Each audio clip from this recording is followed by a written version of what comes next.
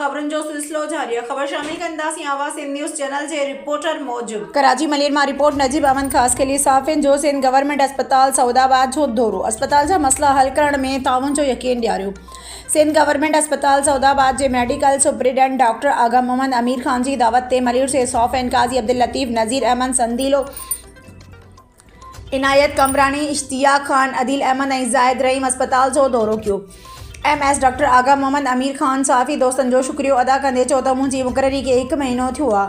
हिन अस्पताल जो सभ खां वॾो मसलो डॉक्टरनि पैरामेडिकल ऐं ऑफिस स्टाफ जी शदीद खोट आहे। उन सां गॾु बिजलीअ जी डिघी लोड शेडिंग क़ीमती मशीनूं बि आहिनि। सेक्रेटरी सिहत सिंध मसइलनि खे हल करण में दिलचस्पी रखे थी। इंशाअल्लाह तव्हांखे अस्पताल में लेबॉरेटरी फार्मेसी ऐं एमरजेंसी सर्विसिस में वाज़िह फ़र्क़ु नज़र ईंदो। ड्राइवरनि जी पोस्टिंग बाद अस्पताल जी एम्बुलेंस सर्विस बहाल कई वेंदी।